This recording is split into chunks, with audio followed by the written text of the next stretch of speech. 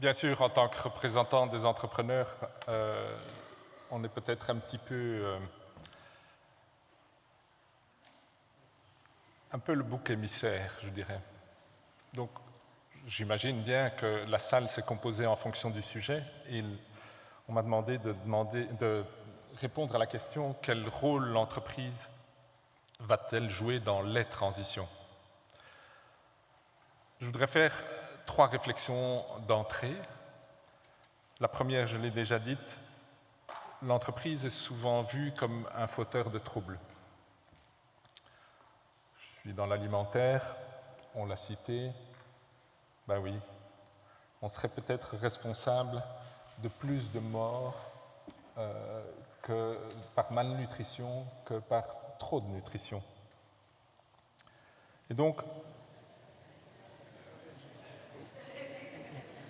oui, voilà, c'est le direct. Et donc, quelque part, l'entreprise, dans la perception que l'on a de tout un chacun, c'est un peu le bouc émissaire. La deuxième réflexion, pourtant, les entreprises sont les plus belles réussites d'organisation humaine. D'organisation humaine, et j'inclus là-dedans toute forme d'organisation humaine, les entreprises sont des associations de personnes qui permettent de faire ensemble ce que tout un chacun ne peut pas faire seul. Ça, c'est le fondement de l'entreprise. Et donc, quelque part, j'ai envie de vous dire, ne jetons pas le bébé avec l'eau du bain. L'entreprise a réellement une contribution forte par cette association de personnes. Ce sont donc des millions de personnes chaque jour dans notre pays qui se rassemblent tous les jours pour œuvrer à un but commun. Je reviendrai là-dessus. La troisième constatation, c'est que nous, comme individus, oui, nous savons que nous sommes tous concernés. Autant par nos besoins de mobilité que par nos habitudes acquises sur des consommations, des produits et des services offerts par les entreprises. Et donc, dans ces 3 constatations, finalement, il y a un mot pour traduire cet enchevêtrement de choses contradictoires. Il y a un mot qui existe dans la langue française, qui vient du latin. Ce mot, c'est complexité. Complexité, ça veut dire tisser ensemble, pour ceux qui ont fait un peu de latin. Alors, la question, comment l'entreprise va-t-elle contribuer au changement climatique ? Je pense que c'est par son organisation. Pour moi, l'entreprise, sous quelque forme que ce soit, est la meilleure forme d'organisation humaine qui soit. Et donc, je répète, j'inclus là-dedans les ASBL, les ONG, les entreprises de profit, les non-profit. Et donc, c'est grâce à cette forme d'organisation, l'entreprise, que nous pouvons saisir et résoudre des problèmes complexes. Mais, il y a 2 conditions pour bien utiliser l'entreprise. D'abord, les hommes et les femmes qui composent les entreprises doivent être en mesure de comprendre et d'adhérer à la raison d'être. La raison d'être, c'est le sens. Pourquoi je travaille dans cette entreprise? Pourquoi faire? Et donc, in fine, la question c'est quel est le service à la société que l'entreprise va rendre?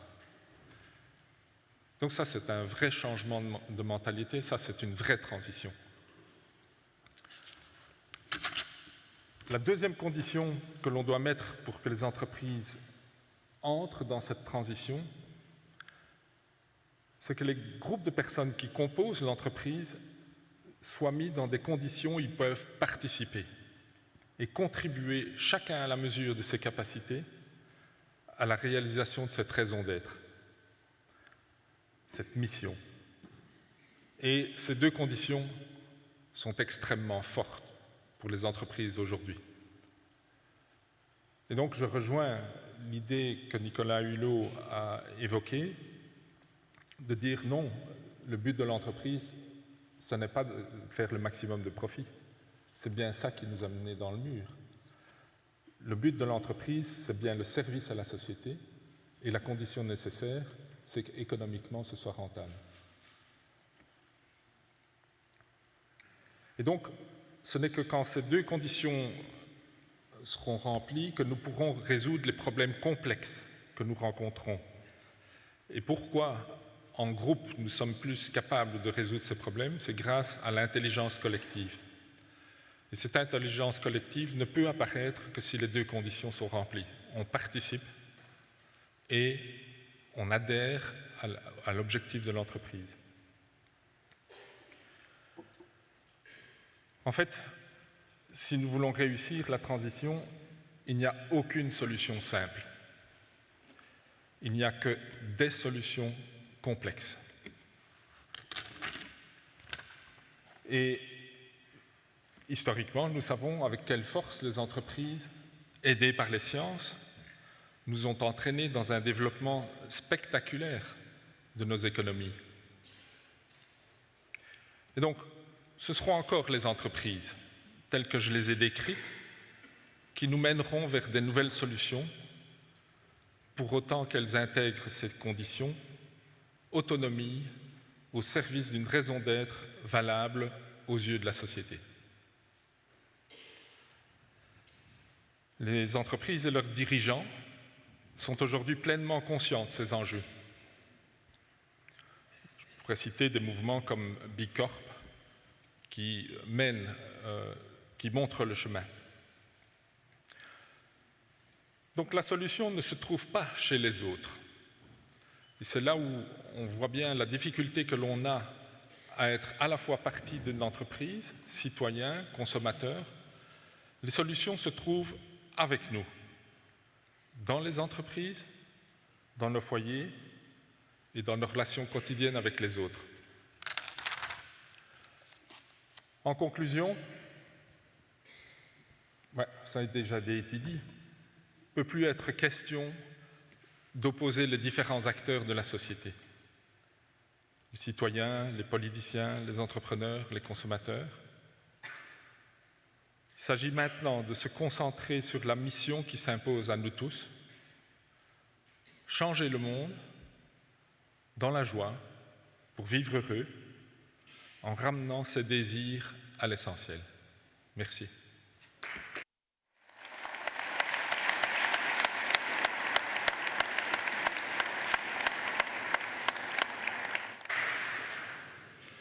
Oui, j'avais préparé une question à Nicolas Hulot, mais malheureusement, elle a été prise par... Et donc, je vais changer de registre, puisqu'on a pris le registre politique. Je vais peut-être me permettre de poser une question un peu plus personnelle, de savoir maintenant, comme opinion leader, comme leader d'opinion vis-à-vis de la société, qu'est-ce qui, personnellement et humainement, sera votre combat des prochains mois, des prochaines années? Merci, M. Crae, je vous invite à nous rejoindre. Qu'est-ce qu'il va faire, Nicolas Hulot, maintenant?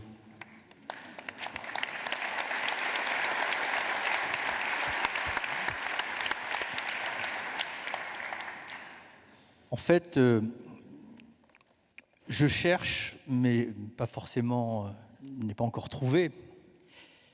Qu'est-ce qu'on peut faire pour transformer toutes ces initiatives de la société civile, toutes ces forces un peu diffuses, toutes ces énergies créatrices, inventives, qui sont en train de préparer le monde de demain, pour qu'elles deviennent demain les standards?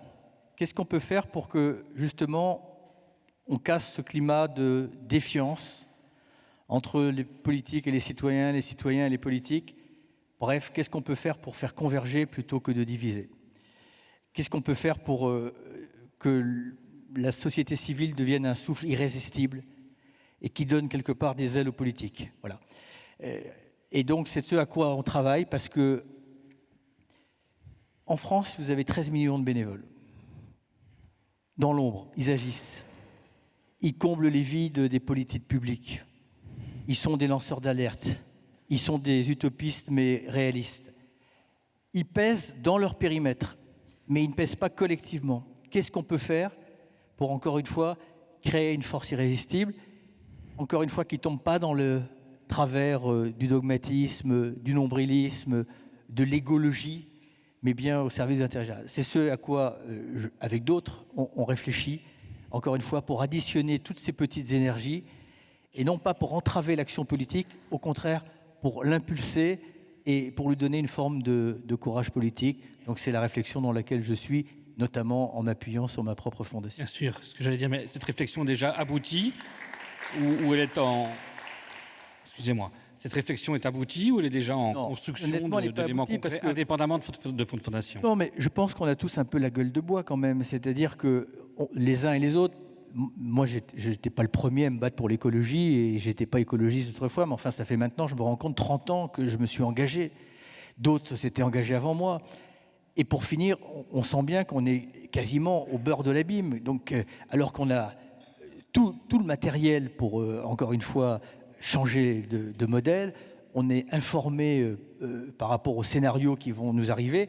Qu'est-ce qu'on a mal fait? Qu'est-ce qu'on n'a pas fait? Ou qu'est-ce qu'on peut faire qu'on n'a pas fait à un moment ou à un autre pour passer de la prise de conscience qui est indéniable à la traduction en acte? Voilà. Qu'est-ce qu'on peut faire? Qu'est-ce qu'on peut faire pour, encore une fois, qu'on cesse de se diviser, de s'affronter et de mijoter nos petits préjugés comme si on avait l'éternité devant nous? On se pose la question. Donc, voilà. Mais voilà, la seule, principe que je me suis fixé, c'est de ne rien faire qui ajoute de la division à la division. Voilà. Merci beaucoup.